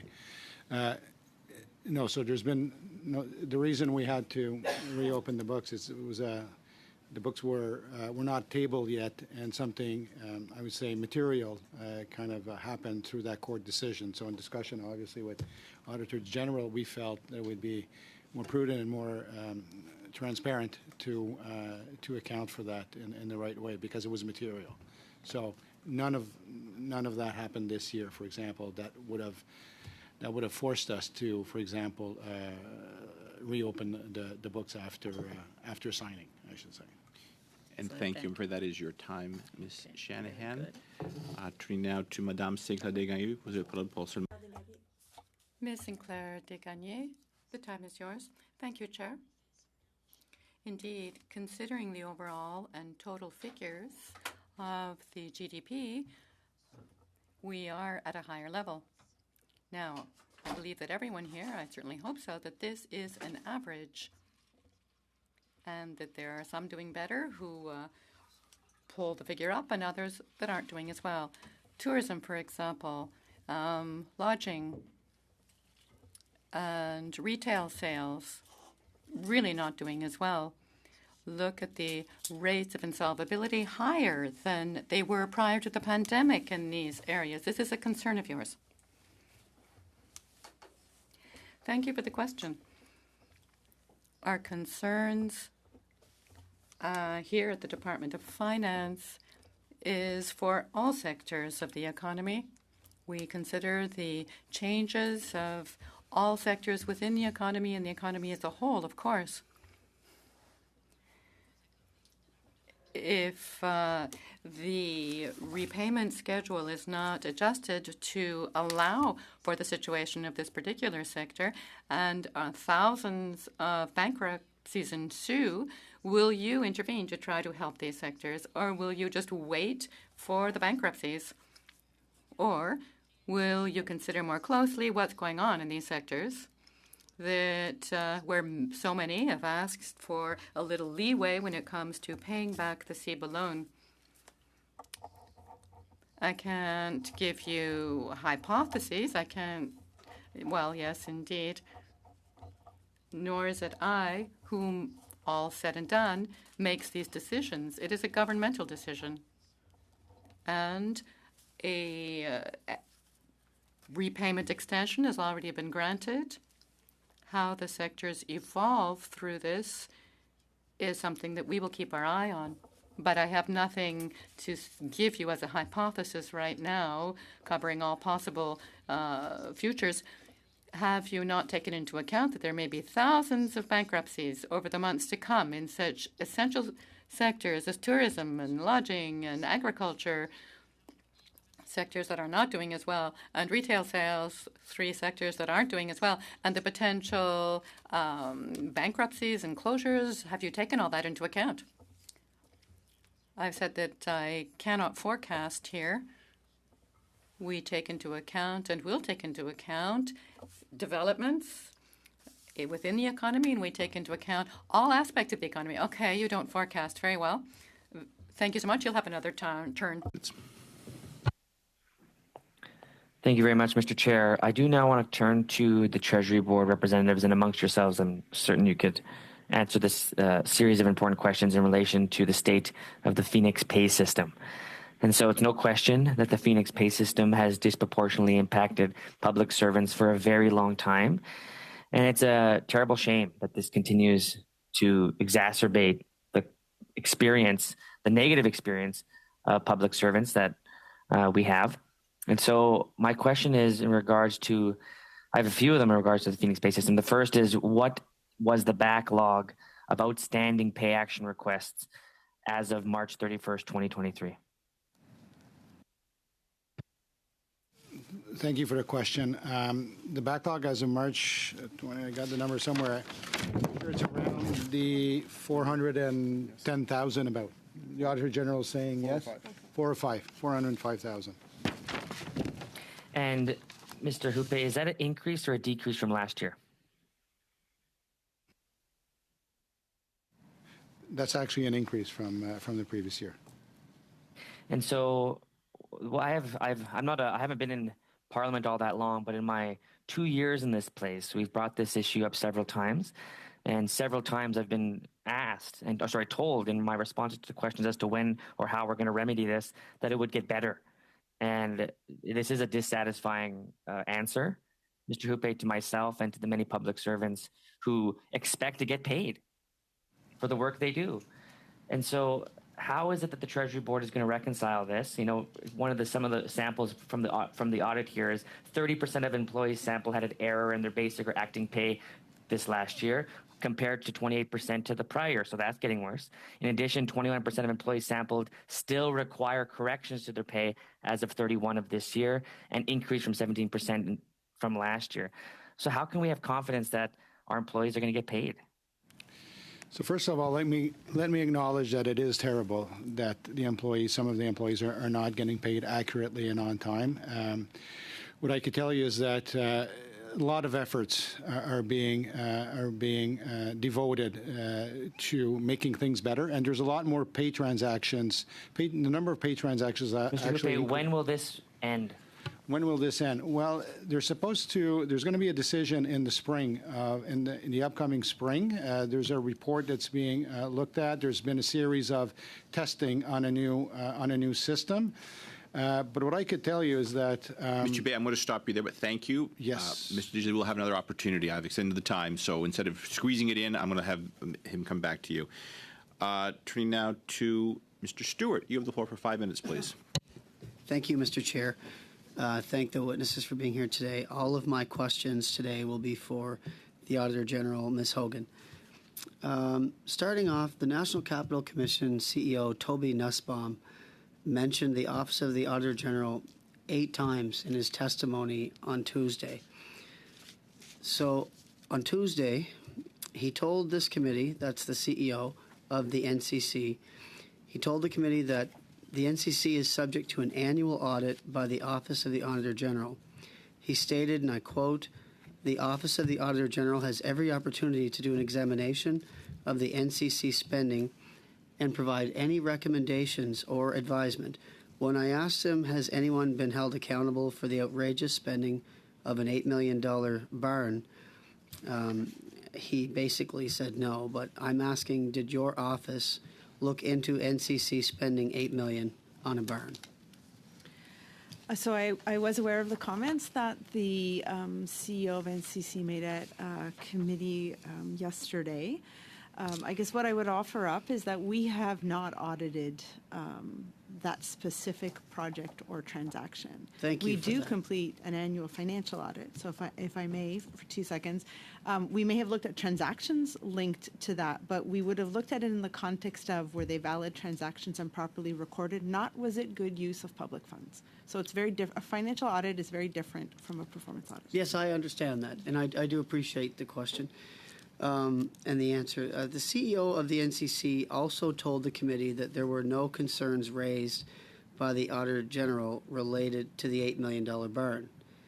He said, and I quote, "Frankly, in terms of the audit record over the last 5 years, there were no general concern which required action or follow-up by the NCC. To me, that leaves the impression your office did not see any issues with the NCC spending $8 million on a barn." Do you agree with that statement based on his interpretations? So all I could repeat to you is that we did not audit the project of building this I appreciate building. that, and I think I just needed to hear you say it twice. What I would like to point out is that we did a special exam of the NCC in 2017, and that special exam identified weaknesses in risk management practices. So the comprehensiveness of risk assessments, as well as information going to the board, and it did find a significant weakness in their asset maintenance. So there has been things that they need to work on when it comes to maintaining assets, but we did not audit that project. And the financial transactions can be accurate. It doesn't mean that they were a value for money audit was done. It was really whether or not they were accurately portrayed in their financial statements. Thank you for that. I really appreciate that answer. Also, Mr. Nussbaum told this committee the barn came in under budget at $8 million. He said the budget authority was 8.6 with about $1 million in contingency risk. I'm not going to ask you this question because I know the answer based on the other two. So question 4, this is to the Auditor General as well. We have submitted a list of more than 30 questions to the NCC for written responses that representatives from Treasury Board and Public Works and Procurement were not able to answer and told us to ask NCC for answers. They did tell us NCC is a Crown corporation that can act like a private company with added flexibility, how towards contracts. We asked about the number of contracts, including the millions for a construction manager and subcontracts that were sole sourced and now awaiting NCC's response. Do you recall if that special 2017 audit recommended the National Capital Commission to spend $8 million on a barn? So we would not make recommendations about how a Crown Corporation should spend its funding. That is included in the Crown Corporation's corporate plan, which is then approved by the government. It's my understanding that that capital transaction was in their corporate plan. Our special examination would look at whether or not they have processes in place to safeguard and maintain their assets, and that's where they had a significant deficiency. I did appreciate the asset maintenance issue you had noted. Last question. Do you see any red flags raised in your mind on the NCC spending $8 million on a barn?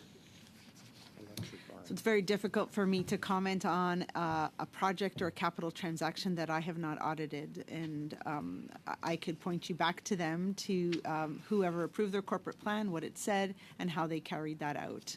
I take it, Mr. Chair, that the committee's interested in this, and we always consider what our stakeholders believe are important as we plan our future work. So thank you. Thank you very much. Thank you both very much. Mr. Chen, good day. You have the floor for 5 minutes, please. Nice to see you here today. Thank you very much, Mr. Chair. It's great to be back on public accounts. I started off in the 42nd Parliament on this committee along with Ms. Shanahan, and it is wonderful to join this committee once again. I would have hoped to say that this is a full circle moment, but it does feel more like a revolving door situation. When I was on this committee 7 years ago, National Defense was in fact working on implementing a better inventory management system. It is now 7 years later, and at that time, the AG indicated that the department was looking at a more modern scanning and barcode system. As members, I think we're all very familiar with inventory tracking. In my parliamentary office, everything from the photocopier down to the coffee maker has a barcode. Because public assets are incredibly important, and Canadians and taxpayers expect that we are spending their money wisely and ensuring that their assets are well used and tracked. So here we are, and I am looking at paragraph 52, Auditor General, under the section Continuing Observations Regarding Further Action, and you examined the quantities, the values, and the classification of inventory and assets that our military has. And in your sampling, you found that 70% of items recorded had errors. And this is an increase from 15% in 2021 to 2022. So the matter's gotten worse. Auditor General, do you have any hope that this issue that has been on the books for the past 2 decades can be resolved? You are correct that it's been a few decades that we have been raising concerns about the quantities and valuations of National Defense's inventory. I guess what I would comment on is every year we see that error rate go up and down. It fluctuates. It will never be perfect. I think that has to be I think a premise that everyone starts with, but a high error rate continues to raise concerns around the controls about entering the quantities and the values. The barcoding system is something that should help that. I recognize that National Defense has inventory all over the country, but I am concerned about the fact that that project continues to be delayed. Will it be the solution and all these problems go away? Likely not. There are always controls and processes that need to be maintained, especially when you have a decentralized inventory system. Auditor General, thank you for that response. Your job is to ensure that the government's overall financial statements are not misstated. You do follow the recommendation from the Canadian Institute of Chartered Accountants of 0.5% materiality when we're dealing with significant errors in tracking what I am assuming in national defense is everything from filing cabinets up to fighter jets. Can you help put into context this fluctuating, as you have clarified, percentage of errors vis-a-vis the overall picture that you have to ensure that these financial statements are not misstated? So overall, the errors that remain are not errors that we think make the financial statements misleading, and hence why we can issue a clean opinion on them. I can give you some assurances that when we go do observe the inventory counts and do our inventory testing, the Department of National Defense does a great job at managing those high-risk items, bullets, guns. Those things are very well managed, but there are hundreds of thousands of inventory items, and they should all be well managed. And usually our errors lie in the other areas of consumables and other products. It's still concerning. It is public funds, and it should be well managed. And something that with better controls, inventory management could be improved. I agree with you, Auditor General. I just want to share one little comment, which is that we had a network switch that was purchased in 2016 in my constituency office, and it had been not used for several years. I spent 4 hours along with my office team finding that switch so that we could mail it back. And the depreciated value is probably less than the postage, but it was important, and I really do hope that we can make progress on this file. Thank you, Mr. Chen. Thank you very much. Turning now to Mr. McCauley, you have the floor. This is our last round, but just to remind witnesses, round consists of six slots, so we will be done by 1:30. Over to you, sir, for 5 minutes. Thanks, Mr. Chair. Mr. Forbes, how concerned are you about Canada's rising interest payments? I think it's the fall economic statement was $326 billion over the next several years, almost $250 billion or $1/3 of $1 trillion just on interest. And our ability to provide services, is it crowding out other spending? I'd say we obviously pay close attention to those numbers, and indeed, I think that's why we're talking about fiscal anchors, fiscal targets in the document to make sure that debt to GDP is on a downward track, that deficits are on a downward track, because we certainly, we don't want to continue having. You've been having around for a while. Have you ever seen it this high? Well, when I was graduating with my master's degree many years ago, yeah, our debt service charges were 30% of federal I'm talking revenues. about dollar value. Pardon me? I'm talking about dollar value. Well, I think technically not in a dollar value, no. Yeah, But I guess what I'm getting at, like, I understand what you're saying, as a percentage, but we look at actual dollars, that the interest is going to be double what we will provide to national defense this year, at the same time cutting almost $1 billion, and equal to the healthcare transfers. So percentage is one thing, but you bank dollars, not percentages. And like, is this $40-50 billion we're spending on interest crowding out our ability to provide funding for other priorities? I mean, I guess what I'd say is, I take your point that the absolute number is important. It's a large number, right? It's not really a number that most people can get their head around, right? $45 billion is a lot of money. I think from a government standpoint, though, we do have to think about what's our capacity to hold, to service that debt and to pay for it. And that's where measures like debt costs as a share of GDP, debt costs versus revenues are important. And I think while it is up, those shares are up, those percentages are up versus where they were 5 years ago. By historical standards, they remain relatively low. And that doesn't mean we can be, take it easy on that and not worry about it or keep an eye on it. I think that's where, ongoing fiscal prudence will be important. Okay. In the public accounts, it talks about corporate revenue being up, I'm going to quote, supported by robust profits, wonderful, notably in resource sector. Do we know how much the strength in the increase in corporate revenue, corporate income tax, is from the oil and gas sector, the resource sector?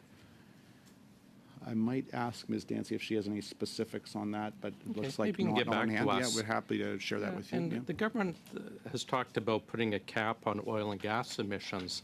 Has finance looked at what the cost to the Treasury, cost of the economy would be if our growth engine of our economy, which is our oil and gas sector, has a forced cap put upon it?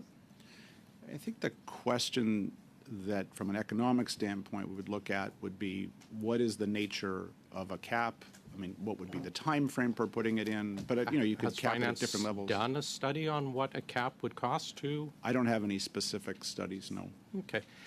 A.G. Hogan, I'm going to zip over you quickly. I just want to follow up. There's a report in the paper the other day, CRA clawed back $458 million in pandemic-era wage subsidies.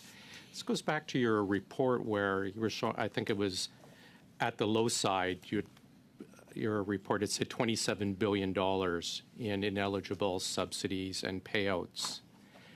I'm wondering, have you reconciled this at all with CRA?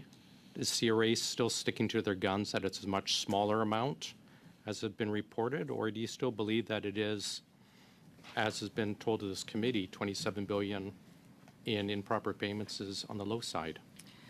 So in our report on the COVID benefit programs, we identified that $4.6 billion had been paid to ineligible individuals, and that should be followed up. The $27.4 billion were potentially ineligible to both businesses and individuals. About $15 billion of that related to wage subsidies to businesses.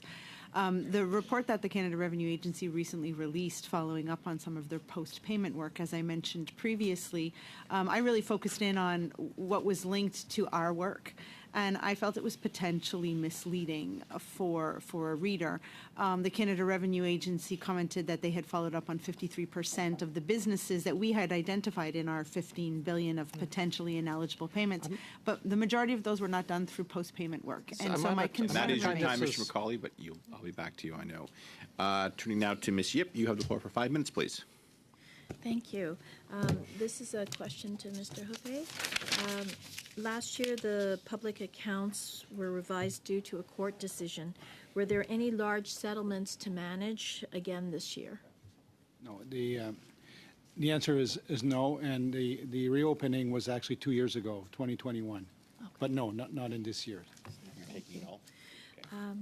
Ms. Hogan, I'm going to refer to your opening statement where you said that the auditor's report is now longer as it's required to include key audit matters. Can you expand a bit more on that in terms of which are key audit matters? Mm-hmm. So this was a new auditing standard that was required for all listed entities. So a listed entity in this case would be the Government of Canada, because the bonds of the Government of Canada are quoted on a stock exchange and publicly traded. So we were required to now comply with this new standard. It's meant to help the users of the financial statements, this committee and Canadians, know where we focused our efforts. So what matters during the audit of the Government of Canada's financial statements do we think are of such importance that we spend a great deal of time looking at them? And it could be for different reasons, whether there's large estimations involved in it, lots of assumptions, whether the use of an external expert is needed to assess the values. So some of the examples that we would have raised as key audit matters would be around the estimation of tax revenues, or the estimation of long-term pension and employee future benefit liabilities, asset retirement obligations, a brand new standard this year. So it really is just to raise awareness for the readers where we focus our efforts around our work as we provide an opinion on the government's financial statements. So how is that different from your commentary? So our commentary is an area where we identify either opportunities for improvement, or we want to help the users of the statements and this committee understand how to interpret the financial statements. And then we also talk about emerging issues that are coming. So, for example, the need to focus in on better and more comprehensive reporting around environment, social, and governance matters. Or we would highlight that there are weaknesses in internal controls around inventory management or pay. The key audit matters in our audit report are just to show you where we focus our efforts. What are the most significant to our audit? It doesn't necessarily mean that all of those areas will have an observation or opportunity for improvement. So they serve two different purposes, the two documents. How are we doing in the ESG? Well, there are so many standards emerging in Canada and internationally around reporting on climate-related matters and social governance. I think many Canadians would expect that corporations, crown corporations, regular business, and the government start reporting on that.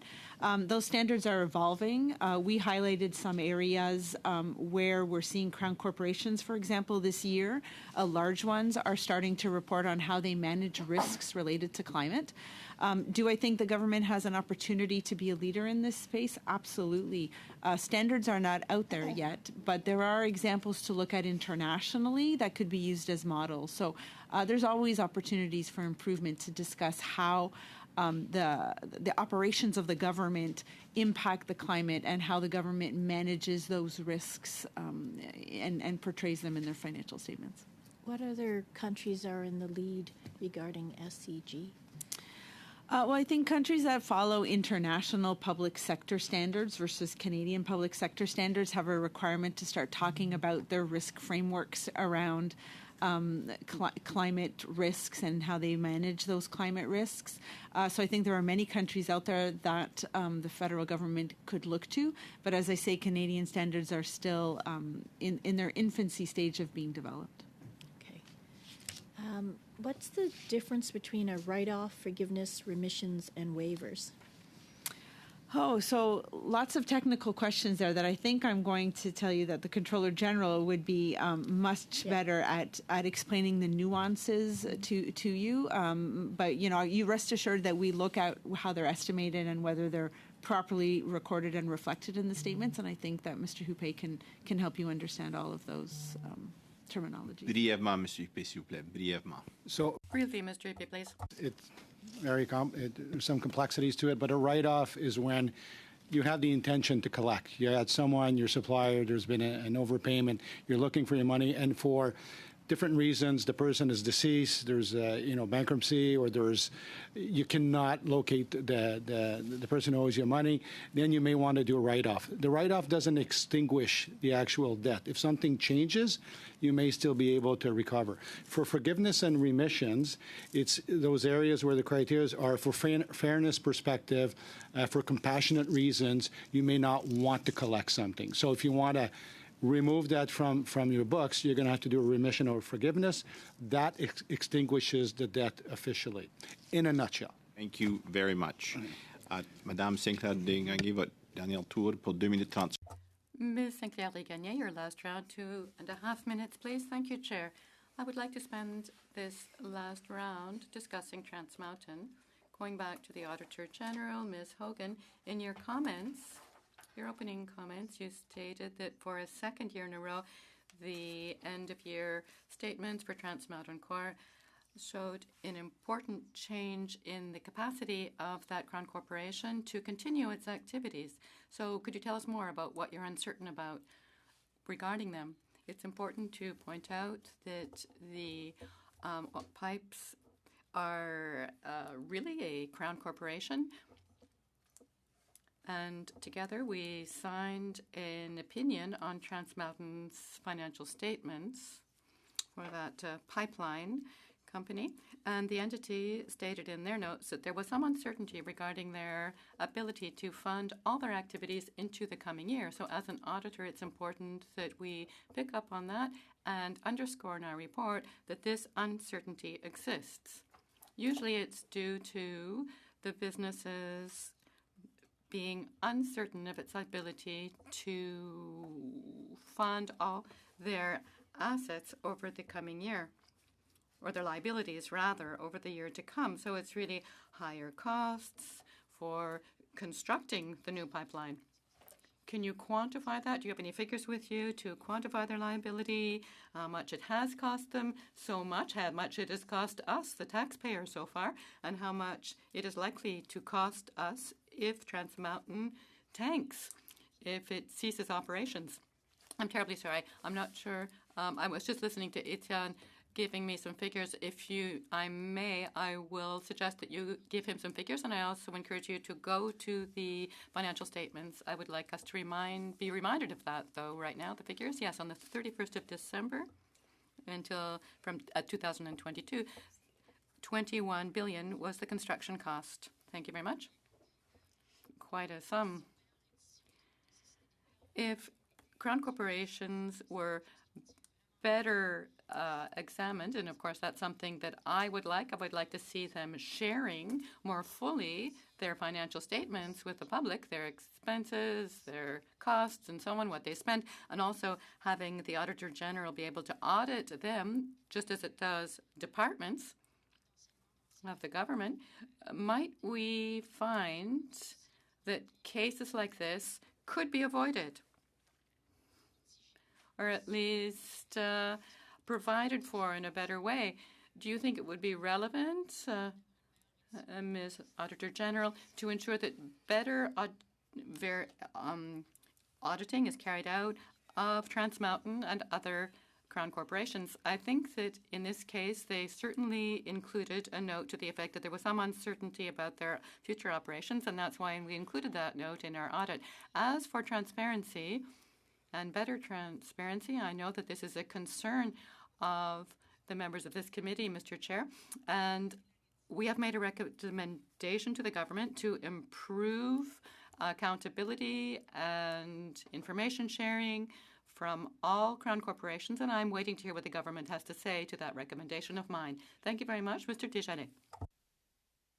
Thank you very much, Mr. Chair. And I do want to follow up with some of the questions related to climate mitigation and climate-related costs, in particular to Finance Canada. How does Finance Canada quantify or create a better analysis or create any analysis in relation to natural disaster impacts, in addition to things like lost infrastructure, damages of infrastructure due to natural disaster, and supports for those impacted by natural disaster? How does Finance Canada quantify that? Thanks for the question. I'm wondering if it's on a reporting basis. I mean, there's the reports, which I would probably turn to Mr. Huppé, but if you're just asking how we think about these things economically, I'm not totally sure I understand the question. Well, sure, maybe we'll go to Mr. Huppé, because that's more about what I'm asking, but I'm actually curious to your response on that second part too. Mr. Huppé? Sorry, your question was in relation to the different reports that we would have on that front? In particular, for example, if I were to look at Volume 3, Section 2, supplementary information required by the Financial Administration Act of the Public Accounts of Canada, speaks to information regarding losses of public money and property. So what are examples of losses of public property due to destruction or damage that were caused by natural disaster, or that's hurricanes, forest fires, things like this? Is that where I'd find that information? Yeah, so you would find part of that information, obviously, and in this year's book, actually, under losses of property, a very substantial portion of these losses, and there was quite an increase from last year, is due to Hurricane Fiona, as an example. So yes, the destruction of government property as it relates to storms or fires would appear in Volume 3. Absolutely. And I've noticed that we're seeing these numbers, looking at last year's and even predicting next year's, we're seeing a pattern start to emerge. Do you believe that there'll be a greater losses of public money in the years ahead due to natural disaster? Oof, that's outside my pay grade, honestly. Come on. No, sir. I don't know. What we do know is that climate change is a real issue, and what we're seeing is that there's, more and more of these storms, and more and more of these storms, these types of storms are affecting Canada, as an example. So, but I wouldn't rely on myself to tell you exactly how much we're going. Very briefly, do you think next year we'll see a larger amount? I don't. Just be careful. You're back here next year. I have no clue. Depends on their Very good, Mr. Desjardins. Thank you. Turning now to Mr. McCauley for your last 5-minute round. Thanks, Mr. Chair. A.G. Hogan, I just want to get back to the wage subsidy. What is the difference between what your reporting and analysis shows were improper payments and what CRA is showing? I just need to clarify what they're showing where, I'm sorry, in that For recent report? ineligible payments for the wage subsidy. So I guess the difference is we identified... Just the totals. I don't know the totals that they reported, I'm sorry, as considerably ineligible. less than yours, right? It was less. However, we identified all businesses that were potentially ineligible, and the only way to determine if they are eligible is to do post-payment work. Right. And there is a very small portion of those businesses that are being followed up on from a post-payment. I think it's over $20 billion, the difference. Like, how do we get past this impasse? This is a lot of taxpayers' money. Is it a political solution? How do we get CRA to look at this? So all I can refer back to is the testimony when we appeared before this committee to study my report on the COVID benefits. The Canada Revenue Agency has taken a risk-based approach to how they plan on following up and post-auditing businesses when it comes to eligibility. Our view is that it was not rigorous enough. There was not enough work being done. So, for example, Can only I just 4 or interrupt 5% you? of businesses being Right, but followed is not The CRA sufficient. comments that there's a high level of compliance even among those ID'd by the Auditor General. So again, when I read that report, as I mentioned earlier today, the Canada Revenue Agency highlighted that they had looked at 53% of the businesses that we identified as potentially ineligible for the wage subsidy through either pre- and post-payment work. When you break that down, there's 4% that looked at post-payment, was done through post-payment work. The rest is prepayment work. As you know, there were limited controls in prepayment work. Very little information gathered on monthly revenues. And the main eligibility criteria is that there was a decline in monthly revenue in order to be eligible for the wage subsidy. In my opinion, the only way you can determine if a business was eligible is if you do post-payment work. Hence why I stand by my recommendation that much more rigor and more work is needed when it comes to examining the eligibility of businesses when it comes to the wage subsidy. Then a decision can be made whether or not collection should occur. Yeah, and I would agree with you, considering that this year we'll spend as much on debt as we do on healthcare transfers and double on interest debt as we do on our D&D. I think the difference between what your analysis shows and what CRA shows from the CRA numbers is about the almost the equivalent of what we actually spend on our defense department. So I hope CRA is watching, or I hope the government is watching. We can follow up on the analysis that you've put forward. Thanks very much, colleagues. I'm just going to read a motion onto the record. I'm not looking to debate it today, but I just want to table it today. It's from November 17th. That, given the fact that GC Strategy is a two-person company that does not perform any actual work but exclusively subcontracts contracts they acquire, has received $59 million in taxpayer dollars from 2017 to present. And despite government promises to reduce outside contract spending, the recently released supplementary estimates show an increase in contract and services spending of $1.2 billion. That the committee initiate a 6-meeting investigation concerning the value for the money the government has obtained through contract and GC Strategies, and the committee report its findings and recommendations to the House to facilitate its investigation pursuant to Standing Order 1081.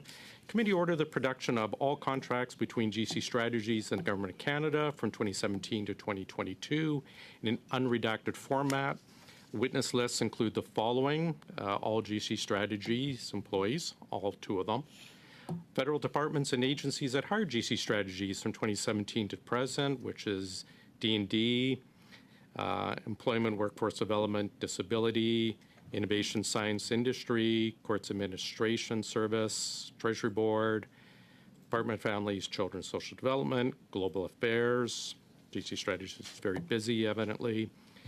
Canada Border Services Agency, DFO, Secretary of the Governor General, maybe for the $8 million barn, Department of Natural Resources, Department of Agriculture, Nuclear Safety Commission, Public Safety Canada, Transport Canada, Environment, PSPC, and additionally, ministers of the aforementioned departments and agencies are invited to appear alongside their departments' contracting agencies. Thank you, Mr. Colley. That is your time almost spot on. Turning out to Ms. Yip for the last 5 minutes.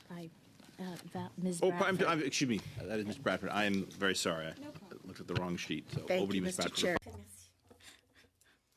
Okay, the Auditor General found deficiencies in controls over access to key systems that store and process data related to payments, receipts, and accounting records.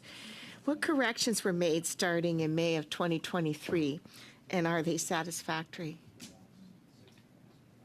Well, I can speak to what we saw and then invite Mr. Hupe if he'd like to add to it. So when we did enough work to find out that there were some concerns around access controls, and we raised those with Shared Services Canada and the other central agencies.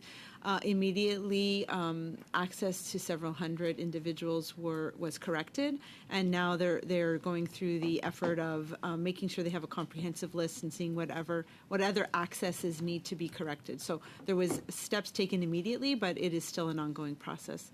I don't know if you want to add anything. No. Okay. The plan is ongoing, so yeah. Okay. So could you explain what else that you would consider necessary to fully correct the deficiencies identified and to reduce the risk of fraud or privacy breaches? So obviously I was pleased to see some immediate action, and that the entities we raised these concerns with were taking them very seriously. But this is really something that comes down to every department making sure that when a new employee is onboarded and given access to IT systems, that a good evaluation is done around what access is needed to carry out their functions, and then also that you need an ongoing monitoring. So every year you should reassess whether those make sense.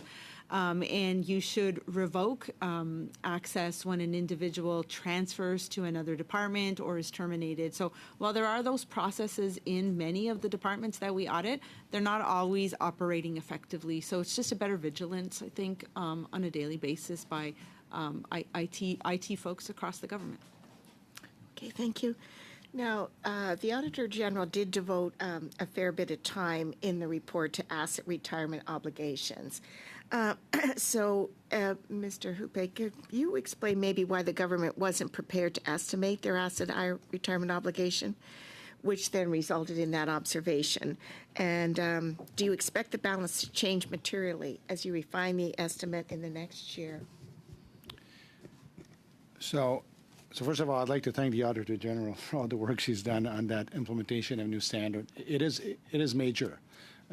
For an organization like the government, we own many assets, and the work that needs to be done was quite considerable. So I'm happy we didn't get any qualification as a result of the implementation, to be fair, but I also recognize that there's still a lot more work that needs to be done to embed. For example, when you take a look at the removing of asbestos in different types of building, if we have the same type of building, the same, the cost by square footage of, for example, of asbestos should be similar, right? There should be consistency where there should be. So again, we're seeing inconsistencies. We're seeing, departments still struggling to build that information. It's not always obvious, right? Like you need to gather the data, the cost, for example, removing asbestos.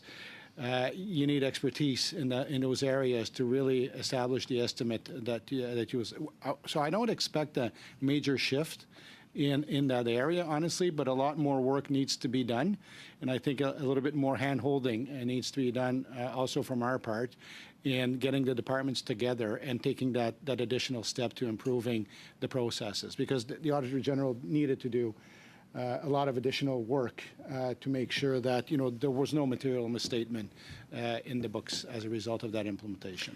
Right. So I was wondering if you could elaborate on the plans that you're taking to ensure the timely, complete, and accurate reporting in the future in the financial statements. So I can answer that, given that it's been my team that's been overseeing it. So we did put a significant amount of work into this over the past year. We issued a directive on accounting standard to guide departments. We've provided them information on how to code their transactions. We've worked with our IT folks to build in the information to allow departments to track it. And probably most importantly, we've had working level meetings as well as meetings at the Director General level to bring all the departments together who are implicated so that they can work together and they can share what one is learning from the other, the resources that they're using for how to tackle some of the challenges. And through that, we've issued questions and answers to some of the frequently asked questions and issues that have come up. So there has been an awful lot of collaboration across the government to give the departments the information that they need to improve their estimates. But it's hard, and there's a lot of old information. We have historic sites, and I was even meeting with my provincial colleagues last week, and they have all the same issues. We've got buildings that hundreds of years old. Floor plans may not exist. So work needs to be done, and I know National Defense is currently in the process of bringing in, I forget the word, but there's a technology that does an electronic floor plate to determine the square footage. Blueprints that are 50, 60-year-old, they found that you couldn't even read the numbers on them anymore. So trying to get the completeness and accuracy on old historic sites is a challenge, and that's the type of work and refinement that will need to happen. And we will continue to look in specific around the asbestos. If there are differences in rates, do they make sense or not? Because there might be a difference between a cost in downtown Toronto versus in Nunavut. So they might need to be consistent, or there might be reasons why they're different, and that's going to be one of the things we'll do with our working groups this year. And thank you very much. That is all the time and then some. Appreciate the witnesses being here. Just 1 second before everyone charges out. Mr. Desjardins, I see you have your hand up. I recognize you, please. Yeah, thanks, Chair. Just in regards to the motion that was tabled just a moment ago, I'd like to move an amendment to it, but I also understand that I'd like to seek your advice as to whether or not you'd prefer move this in debate. I would prefer we wait on this. Mr. McCauley had advised me, and I'd asked him to do it during his time. I didn't want to take additional time from our members here today. He chose to do that, so I will come back to you in this committee on this matter. Okay? Very good. Thank you, John. Thank you. And for our witnesses, thank you very, very much for being here, for your responses to our questions, and I will now adjourn this meeting.